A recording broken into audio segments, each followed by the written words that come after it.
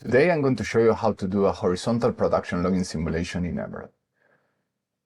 So it is best to start from a new survey, and the well information required includes the trajectory, the perforations, and the surface rates. So we come here to the survey information, and we enter, in this case, 2,000 barrels of water and 200 barrels of oil. So this is high water cut scenario.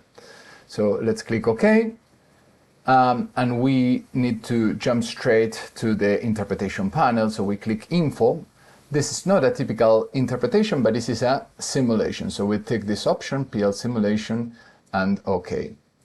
So first we need to define the depth range for simulation, let's say from top to bottom of the perforated interval, and the downhole pressure. So in this case I'm going to say that this is 2000 psi. This is for calculating the fluid properties. Then we enter the output logs. Temperature, pressure are by default. Let's select the holdups now, okay? Oil and water holdup. Okay, here for example you can see the density. From the tool info it's possible to select what type of density tool you are using. Let's say that you're using a tuning fork. Okay, so there we go. For the fluid properties, Emeraude needs the pressure and the temperature, so we need to simulate the temperature. Let's use defaults in this case. The only thing from the TGEO definition, let's select the option to correct the geothermal temperature for the trajectory. So there we go, click OK, and we are ready to continue. So PVT, of course, it's important to define the accurate fluid properties, but in this case we're going to use defaults. Just select the water, and from the water properties here, well, let's just change this to, for example, 80,000.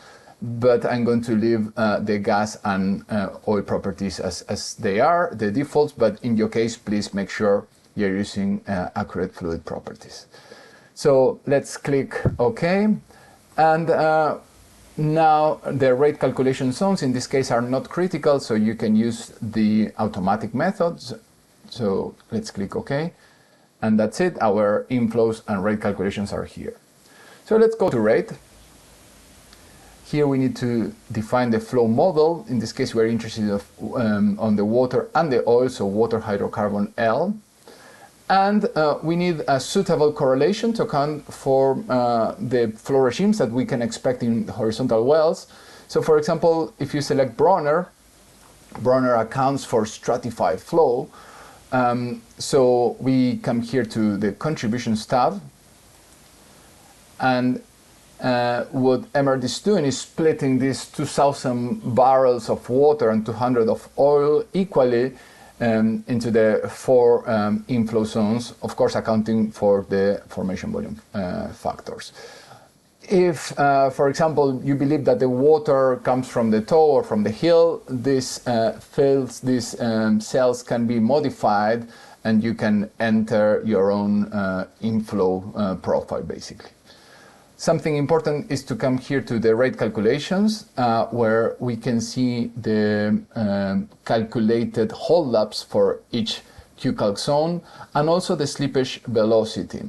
Can you see the predicted flow regime is stratified, and in this case for the upper rate calculation zone indicates a negative slippage velocity, meaning that the water is traveling faster than the oil, which is expected here because this is a downhill trajectory.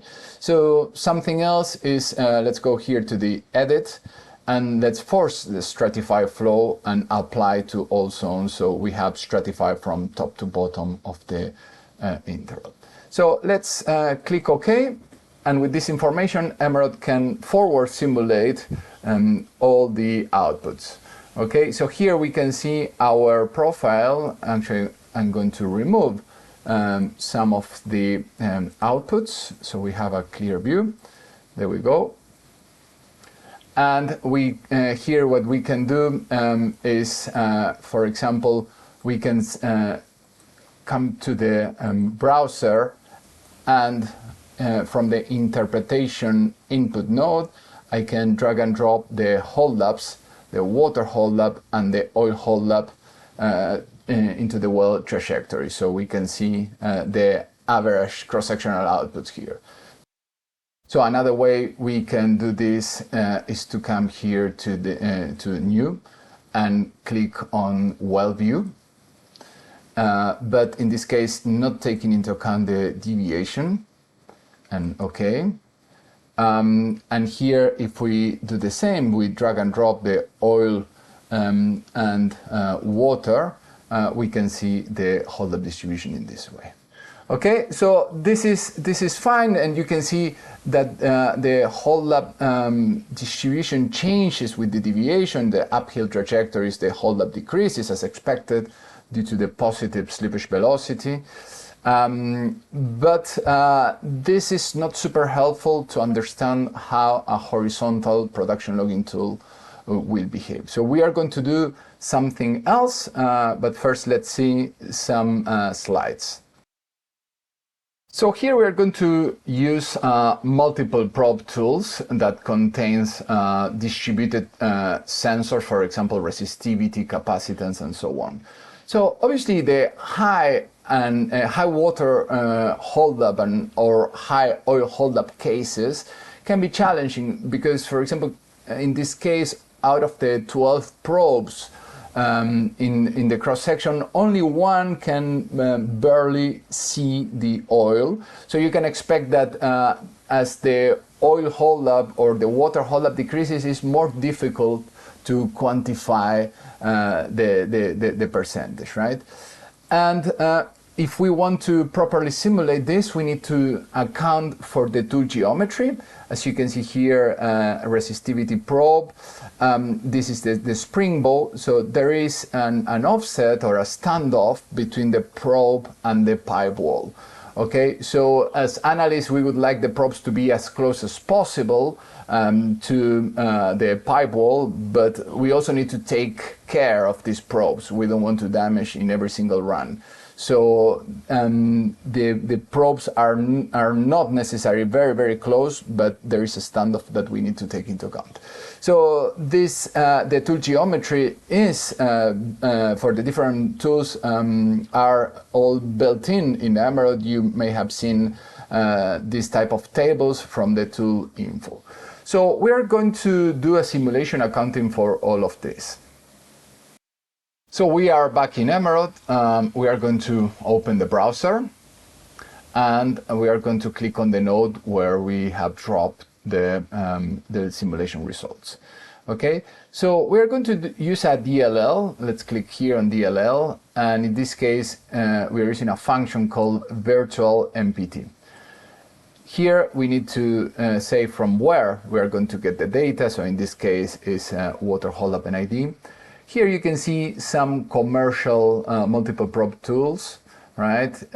And here we can include the tool maximum opening. So let's, you know that some tools you can add restriction rings to, let's say, avoid damaging the probe. So let's imagine that this tool that can normally open up to 7 inches, we restrict it to 3.5. So let's go to the input selection from where we are going to define that the ID is from the general well data and the water holdup is this simulated. So let's click compute, and this function calculates the response of the 12 probes, in this case resistivity probes. So as you may know, the typical way to display this type of data is through image views. So let me first remove all these channels, and I'm going to click new image view, and I'm going to just select a suitable color, so green blue in this case, and let's click OK. And there we go. So this is the image, and you can see the oil and water holdup that we would obtain under these conditions, right? It's not just this cross-sectional holdups that we obtained through the simulation, but once we include the tool geometry and some operational constraints, we can clearly see that in this case, constraining the tool to 3.5 inches OD wouldn't be very good, right? So the oil hole laps from below the third perforation are discontinuous, right? If we were to analyze something like this, we could not tell that these two deeper perforations are indeed producing oil, right? So I've done this for a number of cases. So here what you can see is the same tool but without the restriction rings. So clearly you can see a much better response, right? Then, for example, what would happen if you have 4 sensors, or what would happen if you use an axially distributed tool, right? This type of simulations are very good to understand if the intervention would be successful at quantifying the hole laps and velocities of the different phases that are key to compute an accurate flow profile in horizontal wells. Okay, I hope this was helpful. See you in the next video.